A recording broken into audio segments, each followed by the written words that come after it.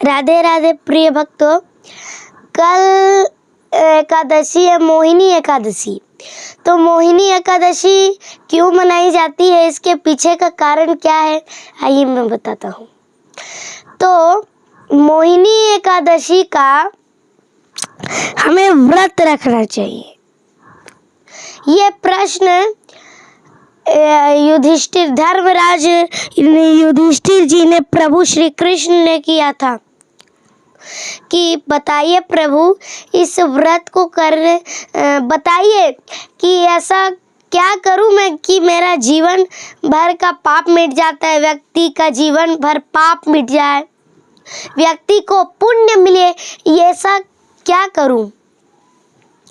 तो प्रभु श्री कृष्ण कहते हैं, देखो वैशाख मास की कृष्ण पक्ष की एकादशी है, वैशाख मास की कृष्ण पक्ष की एकादशी है, उसे कहा जाता है मोहिनी एकादशी। आज ही के दिन मोहिनी एकादशी के ही दिन प्रभु श्री नारायण जी ने मोहिनी अवतार लिया था। दुनिया को माया रचाने वाले मायापति श्री हरि विष्णु ने मोहिनी अवतार लिया था मोहिनी एकादशी के दिन, वैशाख मास की कृष्ण पक्ष के दिन। तो प्रभु श्री कृष्ण कहते हैं कि यही प्रश्न राम जी ने गुरु वशिष्ठ से कहा था कि प्रभु हे गुरुदेव, मुझे बताइए कि मनुष्य का पाप, जीवन भर का पाप कैसे मिटे।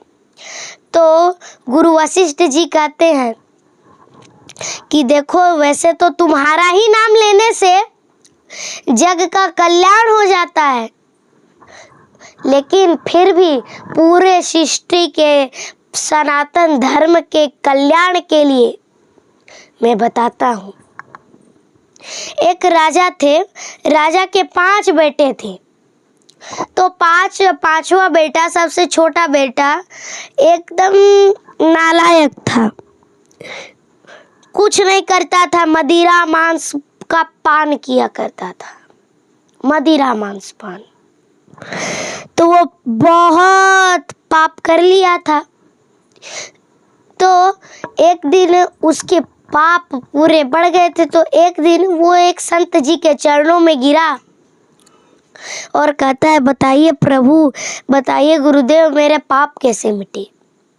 तो कहा कि वैशाख मास के कृष्ण पक्ष की एकादशी करो तुम, जिसे मोहिनी एकादशी कहा जाता है।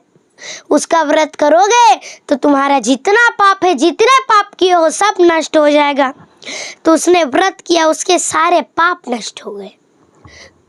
तो मोहिनी एकादशी का ये फल है।